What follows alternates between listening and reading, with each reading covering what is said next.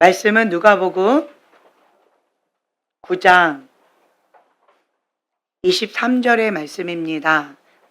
누가복음 9장 23절의 말씀. 자, 함께 찾으셨으면 한 목소리로 봉독하겠습니다. 또 무리에게 이르시되 아무든지 나를 따라오려거든 자기를 부인하고 날마다 제 십자가를 지고 나를 따를 것이니라. 아멘. 누구든지 예수님을 따라가려면 자기를 부인하고 날마다 자기 십자가를 지고 예수님을 따를 것이니라. 아멘. 하나님께서 지금 여러 가지 쉽지 않은 연단의 과정 그리고 위기의 상황들을 허락하세요. 광야를 허락하십니다. 우리가 진짜 무엇을 의지하는지, 나의 주인이 무엇인지 이것을 알기를 원하세요. 그래서 회색 지대를 없애고 계셔요. 회색 지대가 없어지게 되어지면 내가 하나님 한 분만을 따라갈 것이냐, 아니면 그렇지 않은 다른 길로 갈 것이냐, 양다리를 걸치면서 그냥 적당히 신앙생활하는 그것을 제거하신다는 거예요. 이 바닥을 칠 때 나의 진짜 모습을 내가 징표할 수밖에 없다라는 거죠. 마지막 때는 무엇을 사랑하고? 자기를 사랑하고 쾌락을 사랑하고 돈을 사랑하고 무엇보다 하나님보다. 하나님은 두 마음을 갖는 것을 허락하지 않으신다는 거예요. 오직 한 분만 사랑하기를 원하세요. 예수님의 신부, 바로 우리를 말씀하시죠. 신부는 오직 신랑 한 분만 사랑하기를 원하지요. 신부도 마찬가지요. 신랑이 나만 사랑하기를 원하지요. 만약에 그렇지 않으면 같이 살고 싶을까요? 어렵겠죠. 그것 때문에 지금까지 살고 계시잖아요. 그렇죠? 미우나 고우나 나만 바라보고 저렇게 하고 있으니까. 만약 그거 아니라면 뒤도 안 돌아봤겠죠. 뭐 부족한 부분 많이 있어도 그냥 그거 하나 붙잡고 사시는 거잖아요. 그건 확실하게 형제님 인정받았어요. 신랑이 나만 사랑한다. 딴 여자들은 다 돌이다. 배설물이다. 그러니까 예수님도 마찬가지신 것 같아요. 나도 사랑하는데 다른 거를 사랑한다? 하나님 허락하지 않으시는 거죠. 그래서 우리가 두 마음을 갖거나 적당히 신앙생활하는 것을 원하지 않으신다는 거예요. 그래서 1계명이 뭐예요? 하나님을 사랑하는데 우리가 마음을 다하여 뜻을 다하여 힘을 다하여 목숨을 다하여 주 여호와 한 분만을 사랑하기를 원하신다는 거예요. 그리고 이 몸이 하나님의 거룩한 성전이잖아요. 성령님을 모시고 다니는 하나님의 거룩한 성전이기 때문에 여기도 사랑해야 되고 이웃도 내 몸처럼 사랑하는 거지요. 인간이 인간을 사랑하는 것은 한계가 있어요. 왜냐하면 인간은 죄성을 갖고 있기 때문에 이기적이고 자기중심적입니다. 저 사람이 너무 좋아요. 그래서 저 사람 막 사랑했어요. 근데 저 사람이 나를 배신했어요. 자, 사랑할 수 있을까요? 쉽지 않겠죠. 인간은 조건적인 사랑이라는 거예요. 인간의 사랑으로 사랑해서 결혼하셨죠? 얼마나 가던가요? 신혼 부부들 한번 얘기를 해보세요. 너무 알콩달콩하게 막 살아가는 그런 신혼 부부들 언제까지 사랑할 것 같냐? 언제까지 사랑할 것 같아요? 영원히. 그렇죠? 아니에요? 왜 대답을 안 하실까? 아직 신혼이 아니라서. 그렇죠? 영원히 사랑할 것 같다. 저 사람들은 이런저런 이유가 있어서 그래서 문제가 있어서 그런 거고 나는 아니야. 우리는 정말 알콩달콩하게 영원히 사랑할 거고 뜨겁게 사랑할 거고 우리는 갱년기 없을 거야. 이런 식으로 생각해서 결혼하는 거 아니에요? 그렇죠? 그런 꿈을 갖고 있잖아요. 아가씨들, 형제님들, 그렇죠? 너무 현실을 벌써 알아버렸어요. 그런 마음으로 결혼하는 거잖아요. 신혼들은 나는 예외야. 나는 정말 뜨겁게 사랑할 거야. 한 사람만 사랑할 거야. 이러면서 하는데, 근데 사람의 사랑은 조건적이라는 거예요. 사랑해서 결혼했지만, 예, 이거 안 해주면, 저거 안 해주면, 사랑하기가 참 쉽지 않은 여러 가지들이 있잖아요. 인간의 사랑은 조건적이라는 거예요.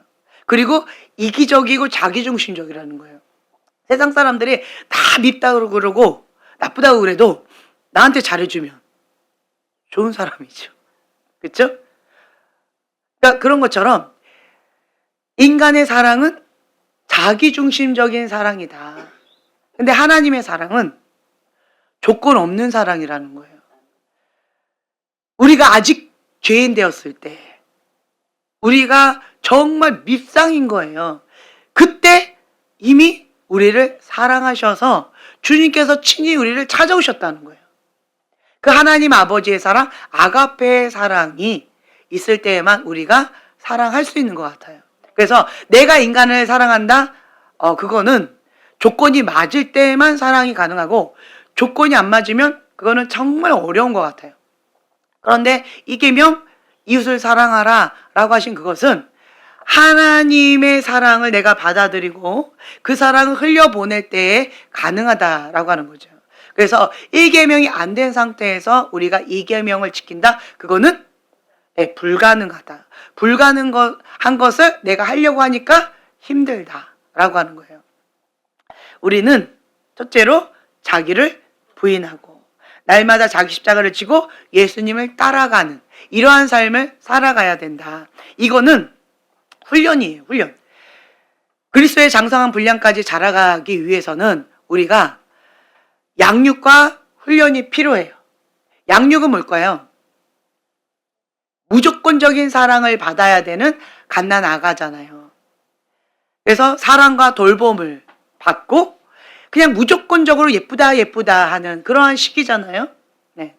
그래서 이 양육하는 시간, 건강하고 균형 있게 자라나가는 그러한 시간, 그리고 정서적인 지지를 받는 그러한 시간, 성장과 변화를 기대할 수 있는 그러한 양육의 시간이 있죠. 이거를 건강하게 받을 때, 애착 형성이 건강하게 될 때, 그 다음 단계가 훈련의 과정이라는 거죠. 훈련의 과정인데, 그 훈련의 과정, 이때는 자기를 부인하고 자기 십자가를 지고 예수님의 제자의 삶을 살아가는 것, 영적 청년의 그러한 과정으로 넘어가는 거예요. 우리가 건강한 신앙생활을 하기 위해서는 양육과 훈련이 둘 다 필요하다. 지금 여러분들이 막 교재를 어디냐고 지금 막 여기저기를 찾아보시는데 7과는 7과인데 7과에서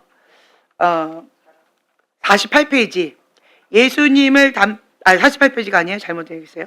예수님을 닮도록 7과입니다. 예수님을 닮도록 성장해야 된다.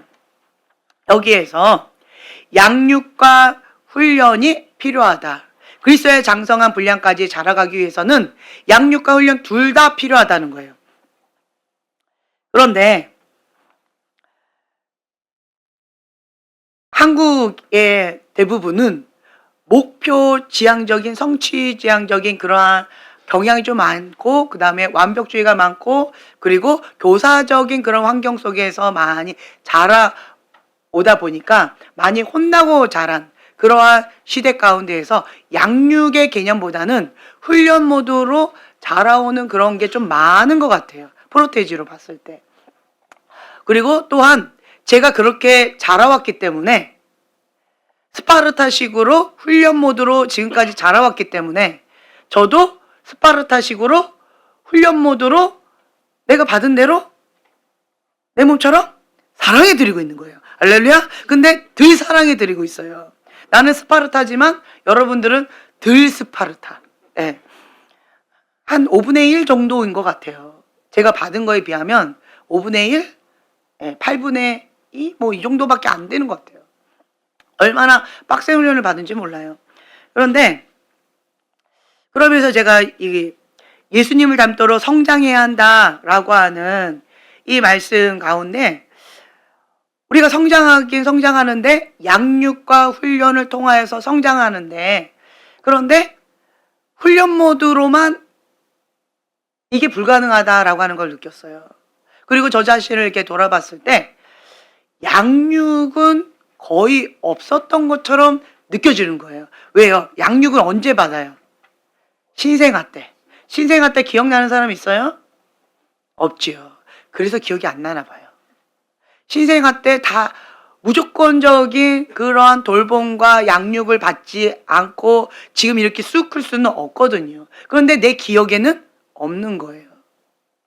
그리고 또 정서적인 지지를 전폭적으로 받는 그런 시간이 또한 양육의 시간인데, 정서적으로 지지를 받았다라고 하는 거가 좀 생소한 것이 있는 것 같아요. 저희 교회를 이렇게 봤을 때 양육적으로 공감해주고 정서적으로 지지해주고 이렇게 토닥여주고 이러한 이제 목양적인 이러한 성품이 충만한 풍성한 이런 사람, 나는 그런 것 같다. 한번 손 들어보세요.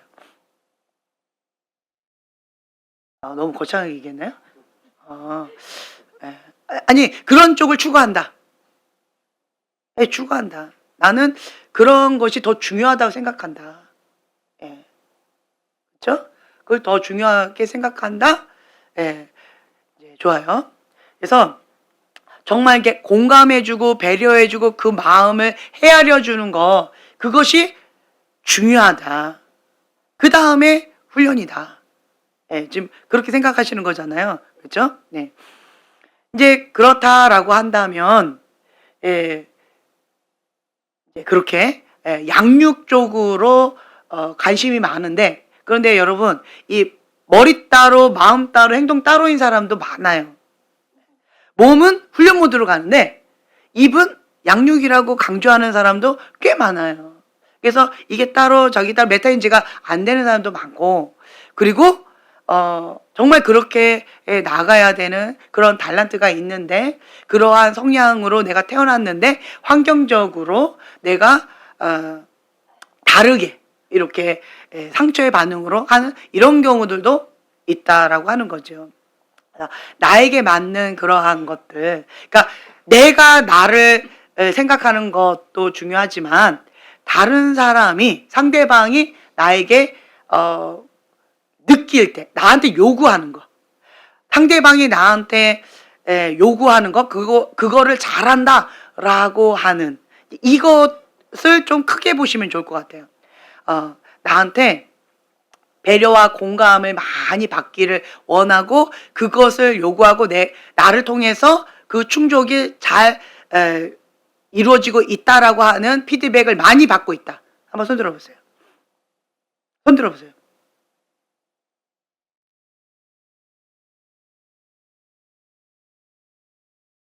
예.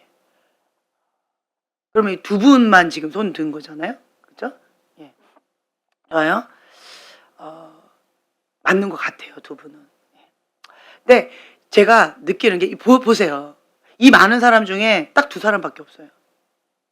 그만큼 이 양육 모드로 내가 체질화되어주고 그것을 배려해주고 맞춰주고, 그러니까 신생아를 그러니까 전폭적으로 엄마가 안아줘야 되고 맞춰줘야 되는 거예요. 그러면 엄마는 나는 없다예요. 엄마 인생은 아가가 태어난 순간 없는 거예요.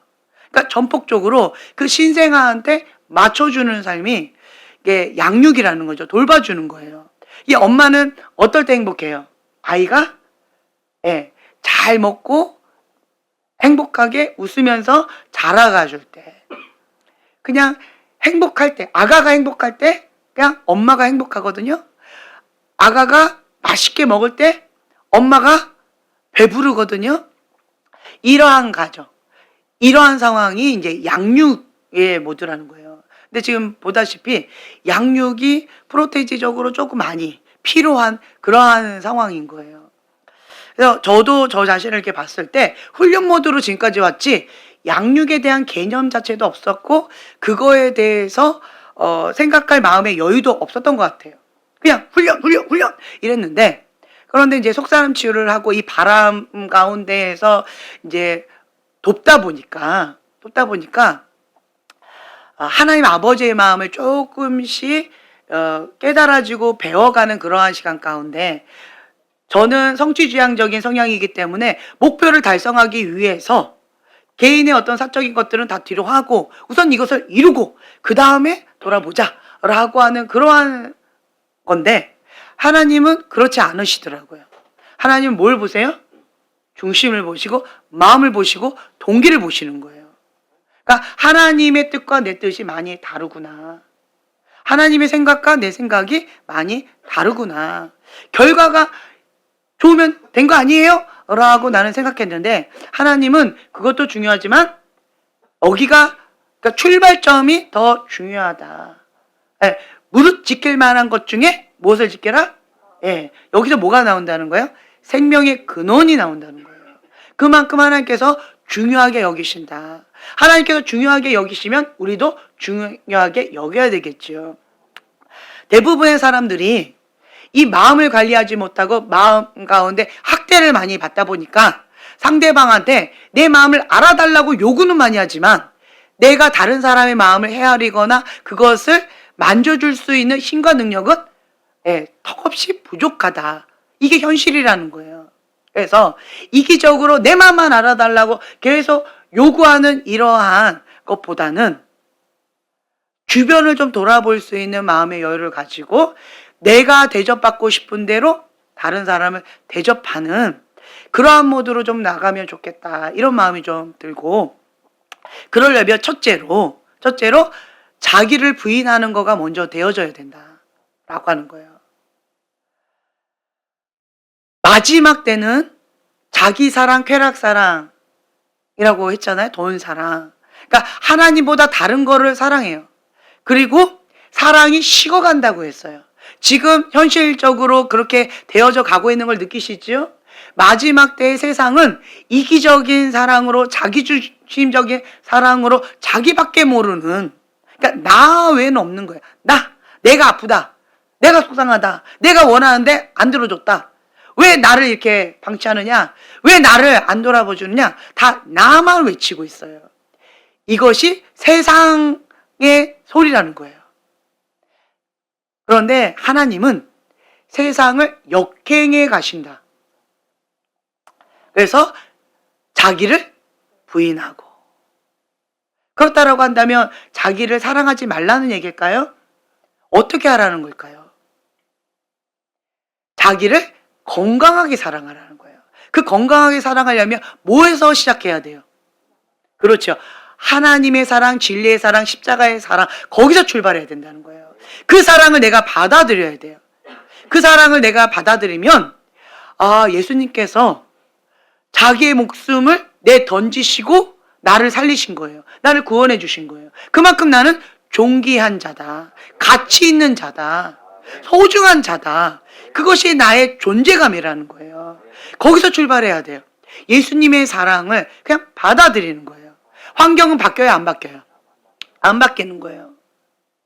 그를 받아들이고, 나는 소중하구나, 존귀한 자구나, 예수님의 피값짜리구나, 거기서 출발을 하시고, 그리고 건강하게 자기를 사랑하는 법을 배우는 거예요. 세상이 말하는 자기 사랑은 자기 연민이라고 표현하면 좋을 것 같아요. 자기 사랑, 자기 연민. 이게 갈리고 있어요. 자기를 부인하고, 그러니까 마지막 때는 회색 지대가 없어진다고 얘기했잖아요. 그래서 자기를 부인하고 라고 하면 예수님의 제자의 길로 가는 것이고요. 자기를 부인하지 못하고 하면 자기 사랑, 자기 연민으로 가는 거예요. 지금 이렇게 갈리고 있어요. 처음에는 여기에서 좀 헷갈리는 어떤 여러 가지가 있지만 이게 각도가 이렇게 되면서 이렇게 쭉 가는 거예요. 그래서 마지막 때는 자기 연민. 자기 연민에 빠지는 사람은 늪에 빠지는 거예요. 늪. 그러니까 나밖에 안 보여요. 그냥 이기적인 자기중심적인 사랑, 그냥 그거가 아니라 한 단계 더 나가서 늪에 빠져버리는 거예요. 나밖에 안 보이고 나는 불행한 주인공이에요. 비운의 주인공. 그래서 이러한 자기 연민에 빠진 사람들은 늪에 빠져가지고 그러니까 감정에 휘몰아쳐요. 자기 감정에 휘몰아쳐서 거기에 그냥 잡혀버리는 경우들이 많이 있다라고 하는 거예요. 그리고 이러한 사람들은 감정이 이랬다 저랬다 하니까 안정감이 좀 없겠죠. 내가 너무 소중해요. 그러나 내가 너무 소중해서 내가 나를 보호하려고 해요. 결국은 어떻게 될까요? 내가 주인 행세를 하려고 하기 때문에 내가 꽉 쥐고 있어요. 내 손이 더 많이 가요. 내가 하려고 해요. 그럼 어떻게 되어져요? 더 피폐해져요. 그러니까 내가 나를 가장 학대하는 존재가 되어지는 거예요. 반대로 자기를 부인하고, 그러니까 자기를 부인했다라고 하니까 자기를 사랑하지 않고 자기를 방치한 것처럼 착각하시는데 그게 아니에요. 자기를 부인한다라고 하는 말은 무엇이냐면 내가 죽어야 내 안에 예수님이 사시는 거예요. 자기를 부인하고 나는 예수 그리스도의 종입니다. 나의 주인은 예수 그리스도십니다. 그 고백인 거예요. 자기를 부인하고 예수님이 나의 주인인 삶을 살아가는 것. 자, 그렇다라고 한다면 예수 그리스도의 종으로서의 나, 그 예수님의 핏값으로 사신 바 된 나, 예수님의 전폭적인 사랑을 받고 있는 나, 아가페의 사랑을 받고 있는 나인 거예요. 자, 24절에 함께 한 목소리로 고백합니다. 누구든지 제 목숨을 구원하고자 하면 잃을 것이요 누구든지 나를 위하여 제 목숨을 잃으면 구원하리라. 사람이 만일 온 천하를 얻고도 자기를 잃든지 빼앗기든지 하면 무엇이 유익하리요. 네.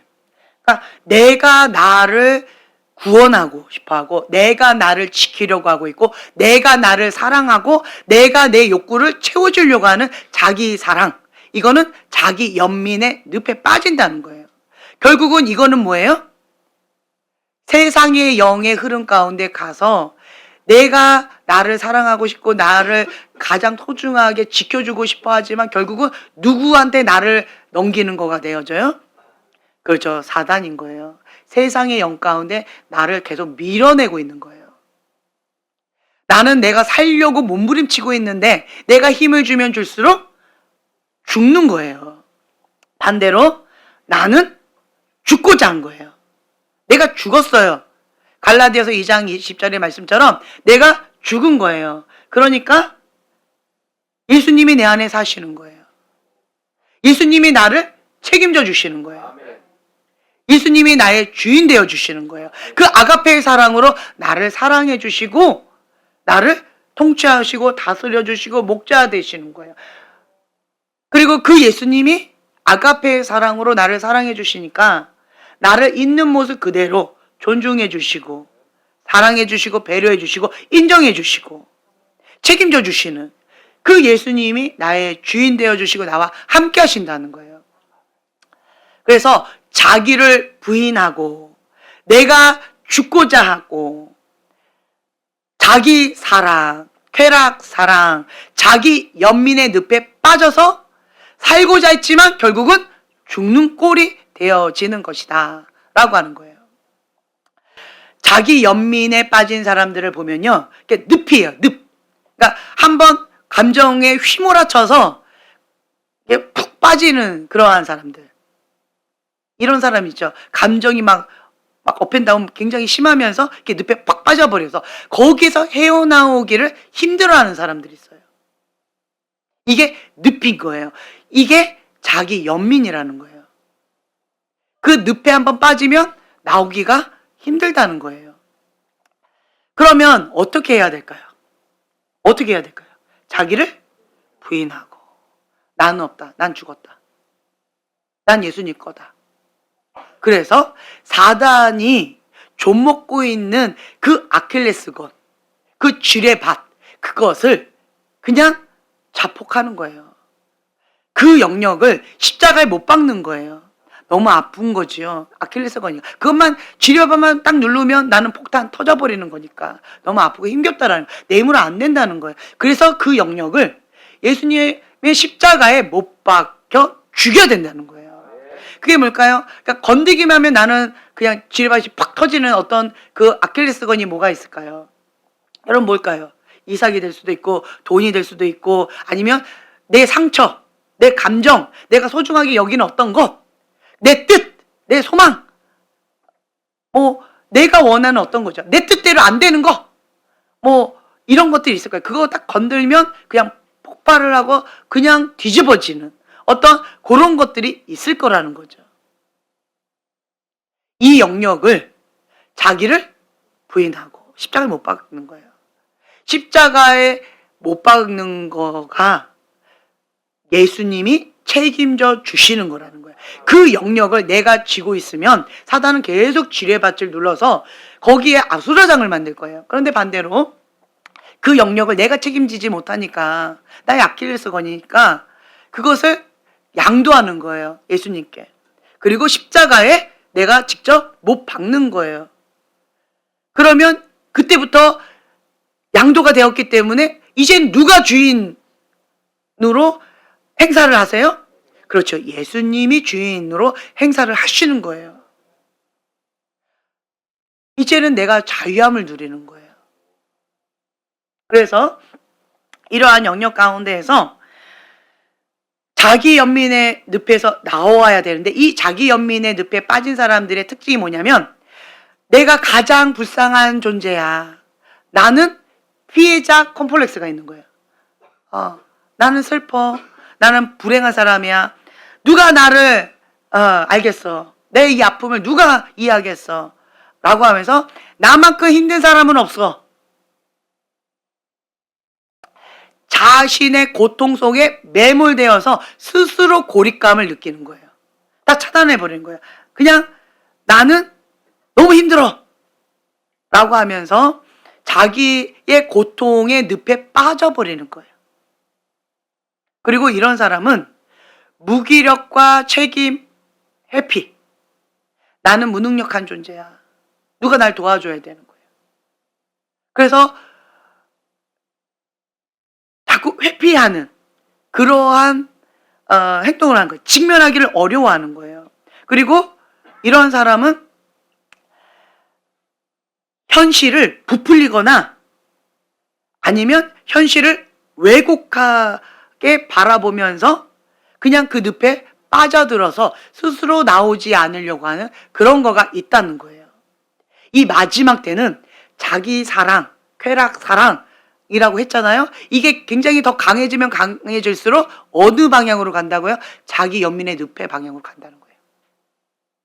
마지막 때에 계속 이쪽으로 계속 갈 거예요.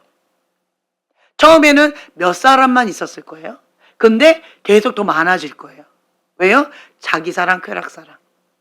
이기적인 자기중심적인 사고체계로 계속 파고들면 결국은 사단은 죽이고 멸망시키는 목적으로 주점열매를 주는 거지 나를 살리기 위해서 나한테 도움이 되게 하려고 주는 게 아니라는 거예요.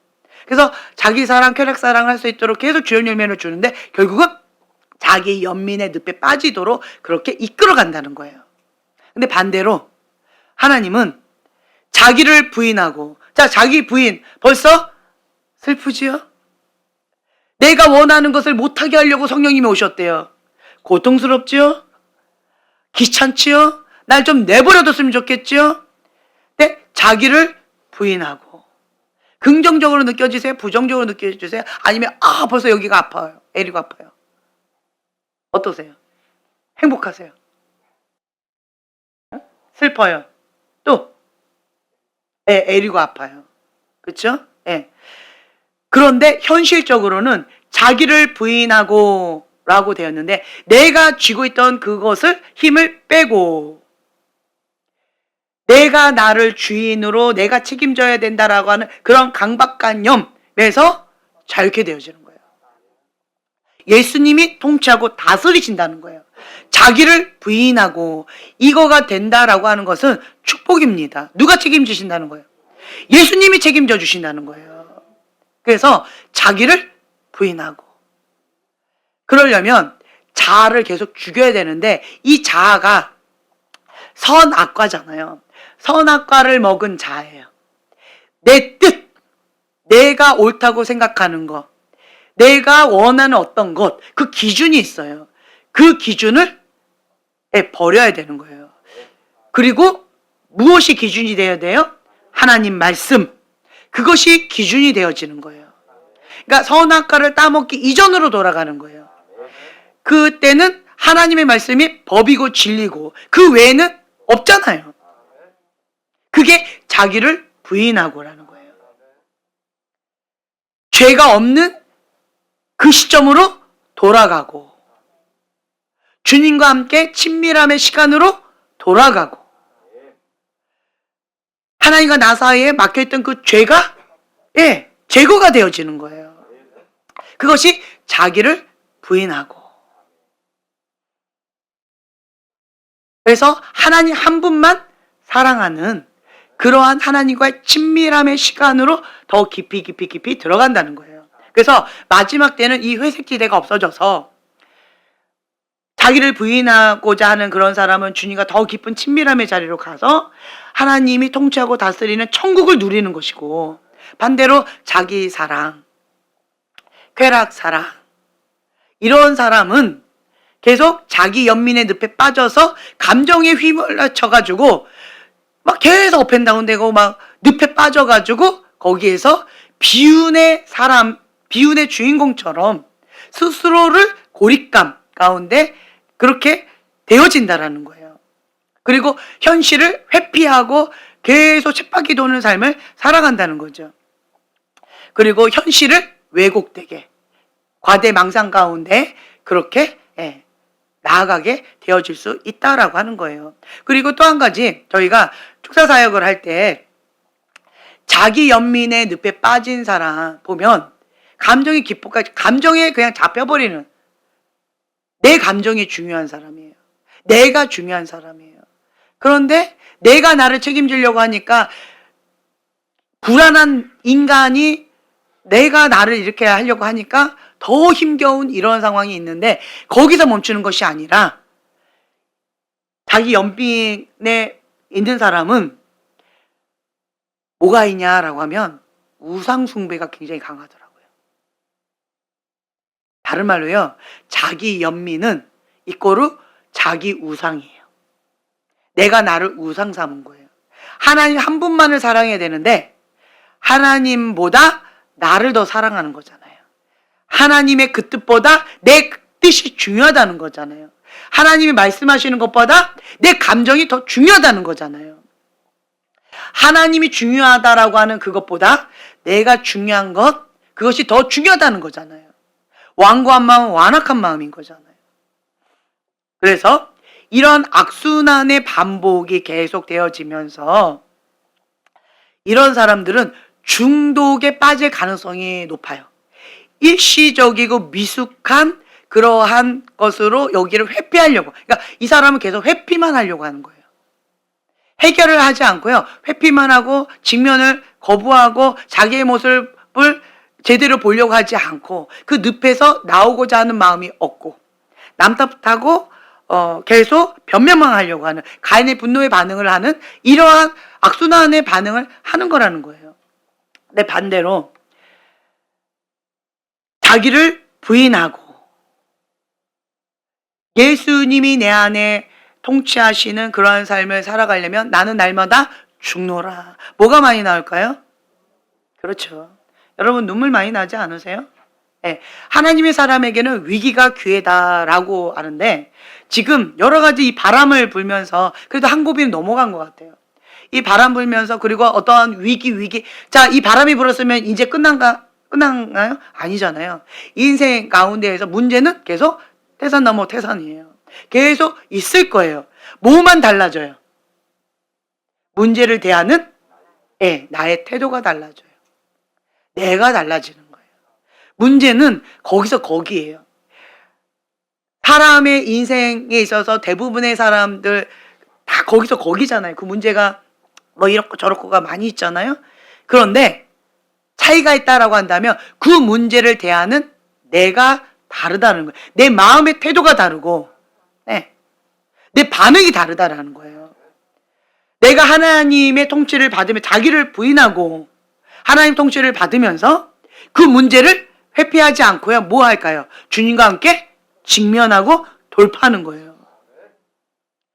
주님이 이끌어 주시는 대로 하나님의 방법대로 하나님의 그 뜻대로 순종하는 마음으로 간다라는 거예요. 그러려면 이 마지막 때는 어떤 모드로 가야 된다? 그렇죠. 회개 모드로 가야 돼요. 자기 연민의 반응의 사람은 무슨 모드로 갈까요? 가인의 분노의 반응으로 가요. 그런데 자기를 부인하고 이 사람들은 어느 반응으로 가요? 회개 모드로 가는 거예요. 이게 이렇게 계속 각이 더 멀어질 거라는 거예요. 갭이 이렇게 커질 거라는 거예요.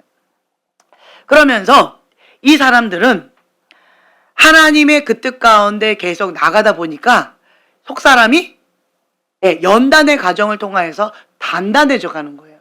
불의 연단, 물의 연단, 힘들지요. 어렵지요. 그렇지만 그것을 뛰어넘는, 극복할 수 있는 영적 근력이 생겨지고 치유받은 치유자가 되어졌다라고 한다면 이제는 나만 돌보는 것이 아니라 내 주변에 긍휼의 마음이 있어요. 그런 사람들이 자꾸 눈에 밟혀요.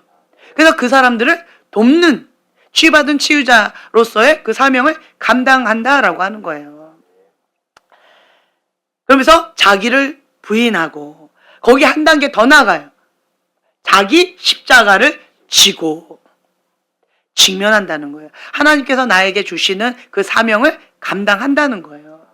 하나님의 그 뜻 가운데 버틴다는 거예요.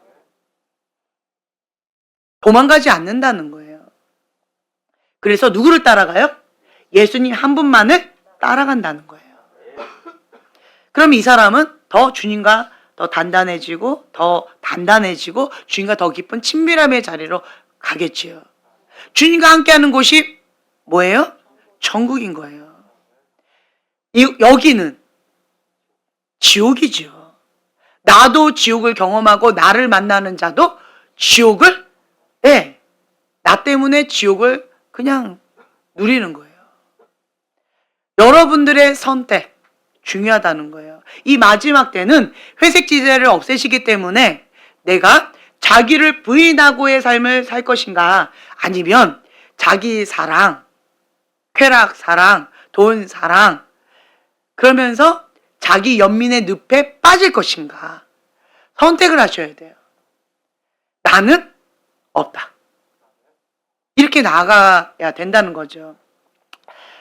반응이 참 많이 달라요. 문제가 딱 있어요. 그러면 뒤로 자빠져서 내 마음 아파 이런 문제에 왜 하나님 나한테 이렇게 하신 거예요? 하고 가인의 분노로 반응하는 것이 그냥 보편적인 반응이에요.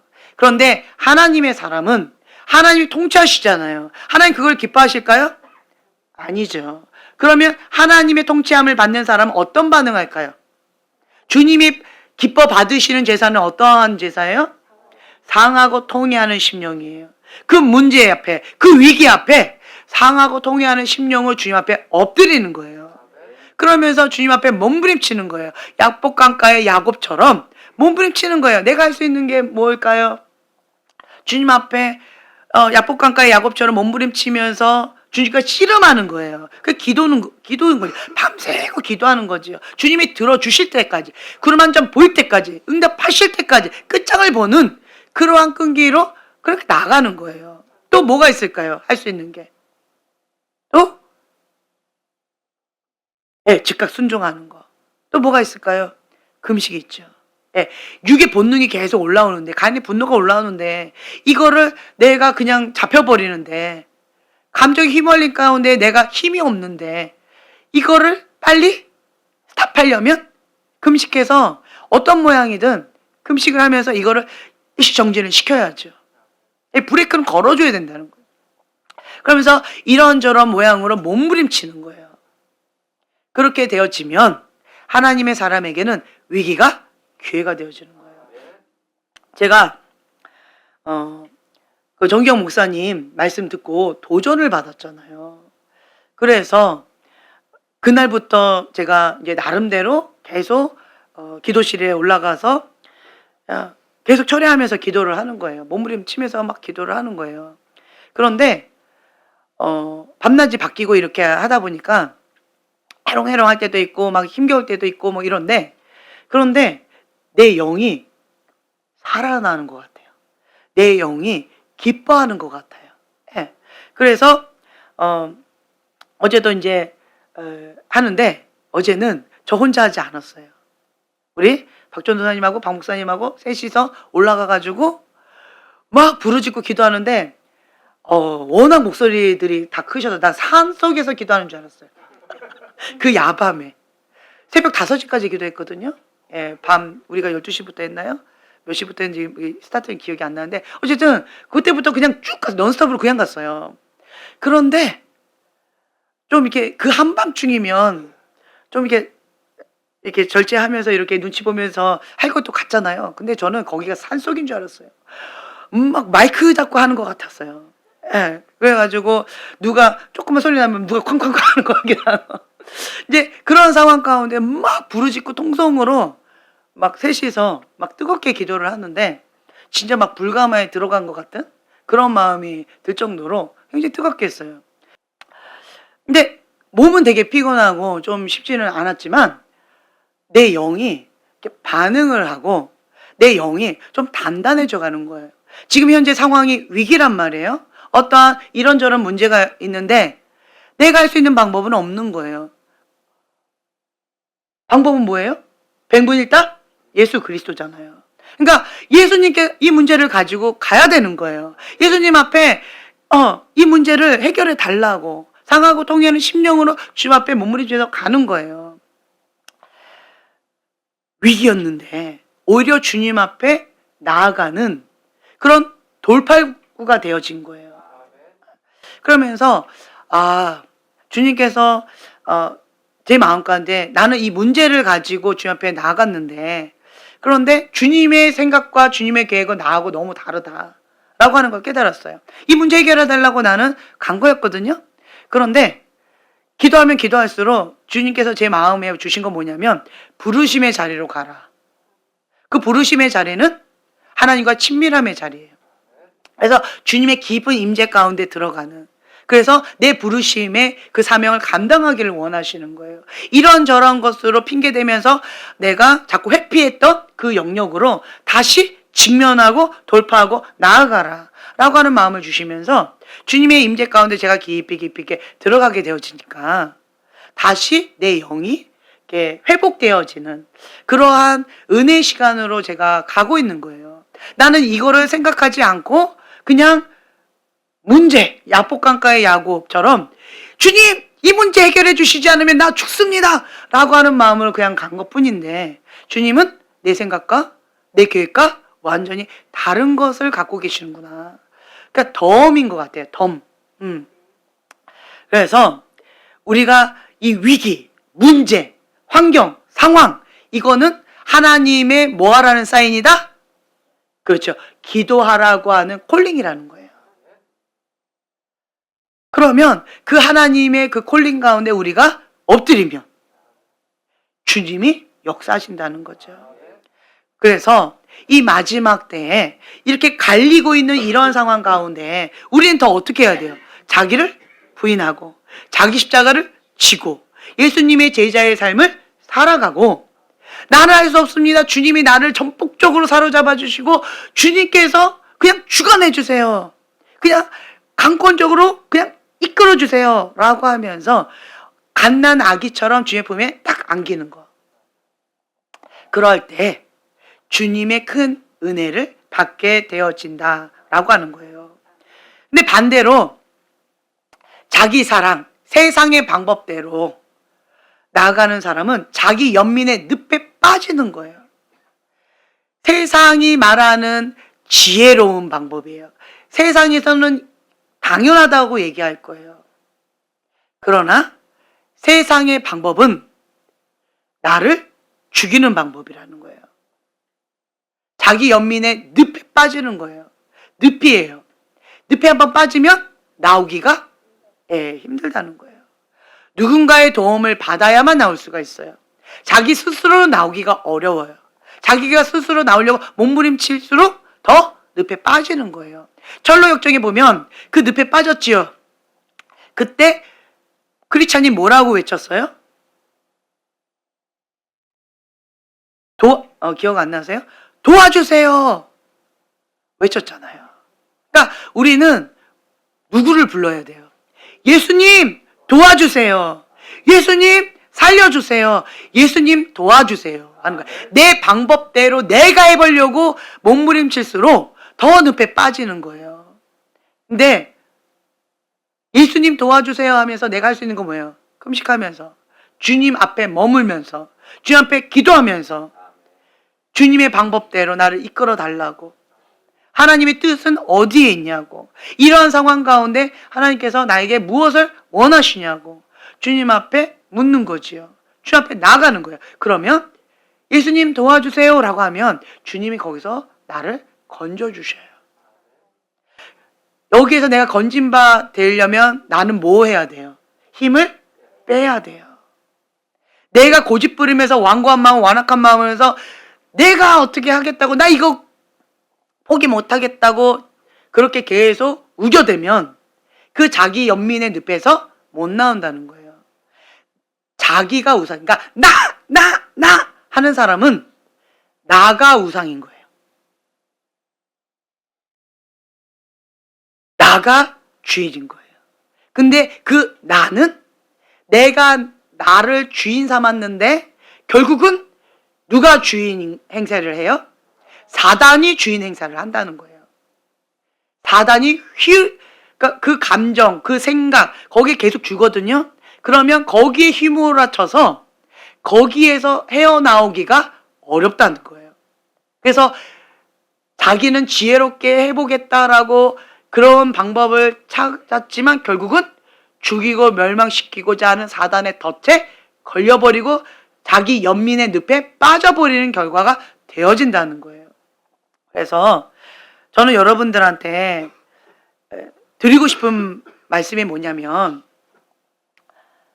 나는 없다예요. 이게 되셔야 돼요.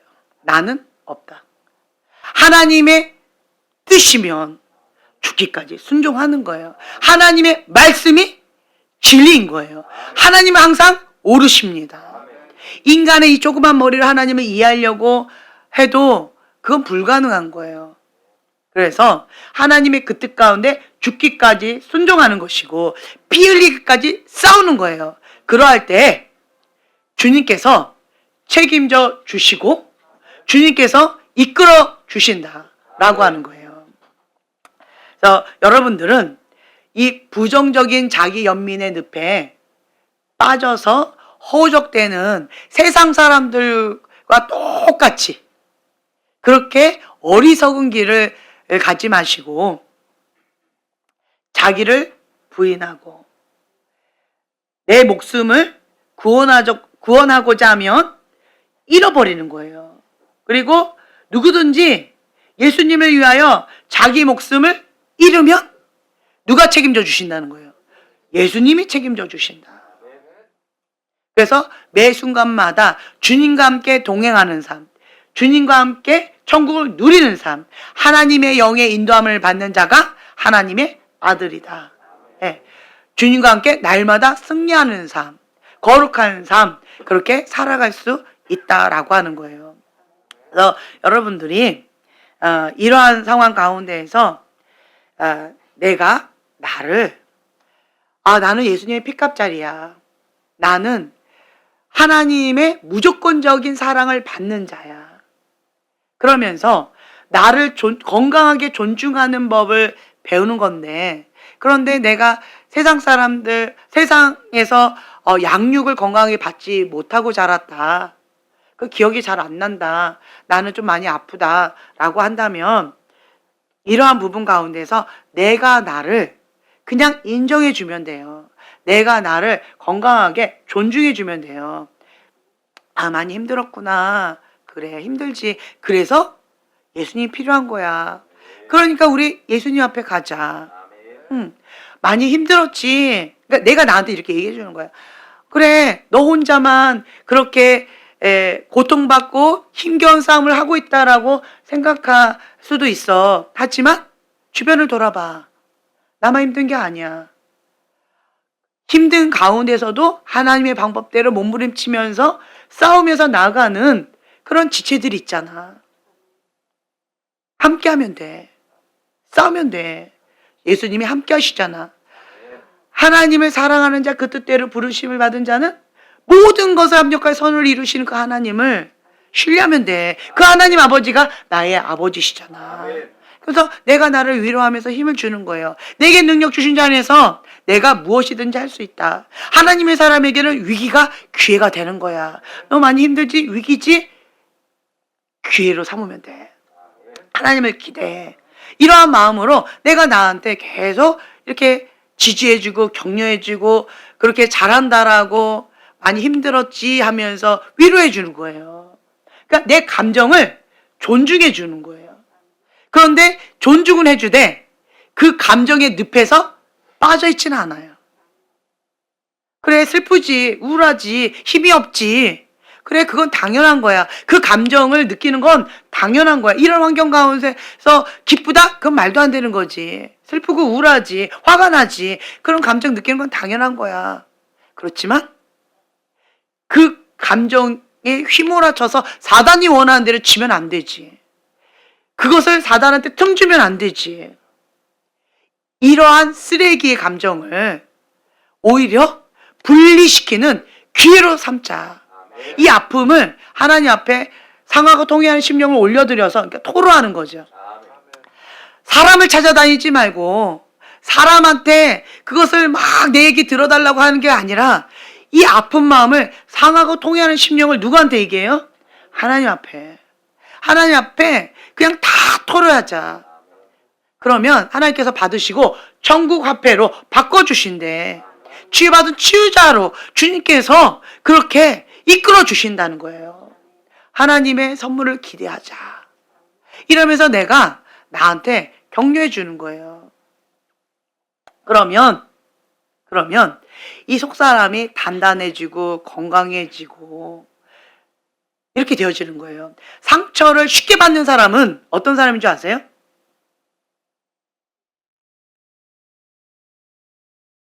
네, 상처를 쉽게 줘요. 또 다른 사람한테 많이 의존해요. 그리고 또 다른 사람에게 기대감이 커요. 상처를 별로 안 받는 사람의 특징이 뭔지 아세요? 반대예요. 네, 기대를 안 해요.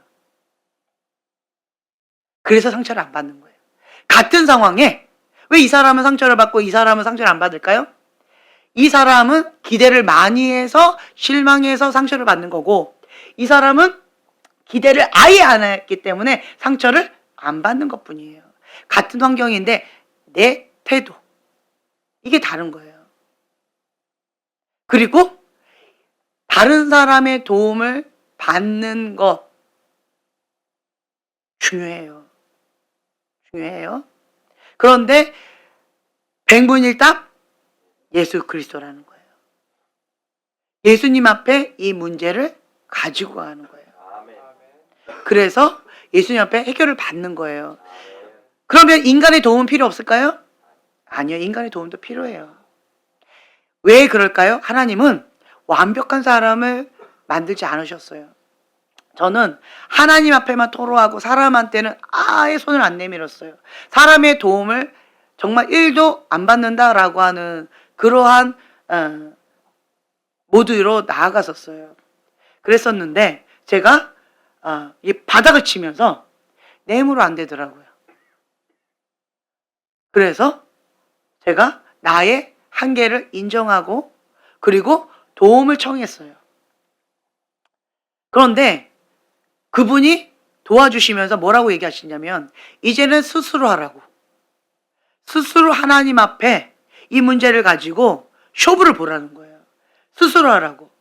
본인을 이제 더 이상 찾지 말라고. 의존하지 말라고. 이렇게 말씀을 하시더라고요. 그러면서 이 속사람을 단단하게 하는 방법. 하나님 앞에 이 문제를 가서 상하고 통회하는 심령으로 그럼 한 점 볼 때까지 쇼부를 보라고. 그렇게 지도해 주시더라고요. 그래서 처음에는 제가 갑자기 나를 이렇게 하려고 하는 것 같이 느껴져서 되게 당황하고 두려웠었어요. 이 문제는 내가 해결할 수 없는 건데 라고 했는데 할 수 있다고 이렇게 나를 이렇게 밀어주셨어요. 그래서 제가 몸부림치면서 주님 앞에 그냥 쇼부를 보는 거예요. 그랬더니 모든 문제의 해답은 어디에 있는 거예요? 예수 그리스도께 있는 거예요. 사람은 예수님께 갈 수 있도록 이 브릿지 역할을 좀 도와주는 거고 지지해주고 버팀목으로 도와주는 것뿐이지 결국은 우리는 누구한테 가야 돼요? 예수님께 가는 거예요. 직접 못 가는 사람은 사람을 통화해서 가는 거고 결국은 직접 주님 앞에 가야 되는 거예요. 그래서 어떤 상황 가운데 있다 할지라도 하나님 앞에 독대하는 법, 하나님의 그 뜻 가운데 버티는 법, 그리고 속사람을 단단하게 하는 그러한 훈련을 받는 법, 이런 것들이 다 성장통인데 그러한 과정을 다 받는다는 거예요. 어린 아가가 엄마 손 붙잡고 아장아장 걷는데 나는 엄마 손 놓으면 나는 계속 쓰러지잖아요. 그거 사실이죠. 혼자 못하는 거 맞지요. 그런데 아가가 이제 어느 정도 자랐는데도 계속 엄마 손 붙잡고 아장아장 걷겠다 그러면 엄마는 어떤 마음일까요? 답답하죠? 힘들지요? 이거하고 똑같은 거예요. 우리가 성장하면 그거에 맞게끔 계속 성장해 나아가는 거예요. 처음 해본 거라 한 번도 해보지 않은 거라 막연한 두려움은 있을 수 있지만 내 안에 예수님 계시니까. 그리고 우리가 모두 함께 코이노니아 함께 하고 있기 때문에 할 수 있다는 거예요. 그리고 보혜사 성령님 돕는 분이라는 거예요. 도와주신다는 거예요. 할 수 있게 도와주시는 분이라는 거예요.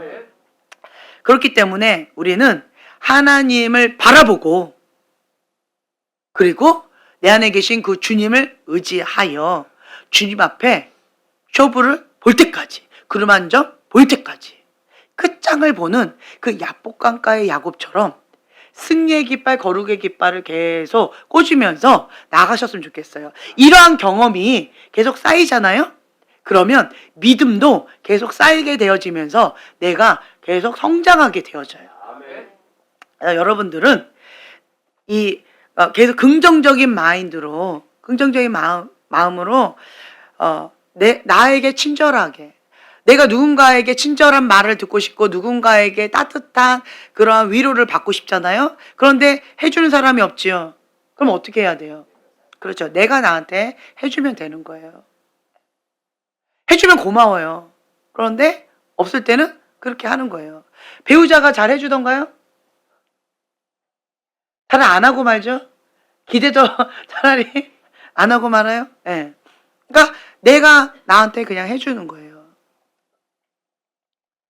그리고 또 한 가지는 예언적인 기름 부음. 하나님께서 지금 그 자리로 가라고 저한테 계속 이렇게 이끌어 가고 계시는데 예언적인 기름 부음 뭘까요? 위로하고 권면하고 덕을 세우는 거예요. 사랑의 메시지를 전하는 거예요. 할 수 있다고 소망의 메시지를 전해주는 거거든요. 네. 그래서 이거를 내가 나한테 적용해보고 그리고 또 내 주변에 있는 사람한테 계속 축복의 메시지, 사랑의 메시지로 격려해주고 계속 해보는 거예요. 어떤 특별하게 하나님께서 주시는 어떤 강력한 메시지가 아니라고 할지라도 그냥 축복해주고 칭찬해주고 격려해주고 이런 거를 입에다가 계속 습관을 좇아서 한번 해보는 거예요. 제가 많이 놓쳤어요. 그 부분을. 근데 이제 좀 해보려고 준비하고 있어요. 언제까지 준비할지 모르겠지만 준비 계속 하고 있어요. 그래서 여러분들도 내가 나한테 듣고 싶은 말 그걸 해주는 거야. 너 정말 장하다. 그런 어려운 환경 가운데서 하나님 한 분만 바라보고 여기까지 왔다니. 에베네셀 하나님이 너의 하나님이야. 정말 대견해. 이렇게 칭찬해 주는 거예요. 그리고 또 다른 사람한테도 그 힘겨운 가운데서도 그 늪에서 나오려고 주님께서 주신 그 소망의 줄을 잡고 나왔어. 승리한 거야. 아멘. 그래서 하나님께서 주시는 어떤 메시지 계속 축복해주면서 살리는 메시지로. 그래서 부정적인 거는 우선은 뒤로 하고 하나님께서 주시는 아름다운 메시지, 사랑의 메시지, 소망의 메시지, 믿음의 메시지를 계속 받고 나한테 적용해보고 내 주변에 있는 사람한테 적용해보고 그러면서 우리가 하나님께서 원하시는 그 길로 좀 갔으면 좋겠는데, 그동안에는 치유와 축사의 그러한 기름 부음 가운데 우리가 걸어왔다면 이제는 예언적인 기름 부음 가운데 우리가 이제 과도기 가운데 있어요. 그래서 여러분들이 하나님 아버지의 사랑, 그 십자가의 사랑, 진리의 사랑을 내가 계속 받아들이면서 좀 그 안에서 좀 누리는 법을 좀 배웠으면 좋겠어요. 어떻게 배울까요? 어떻게 누릴까요? 방금 얘기했잖아요. 내가 나한테 해주라고요. 사랑해. 네, 해주라고요. 잘하고 있어. 한번 해보세요, 형제님.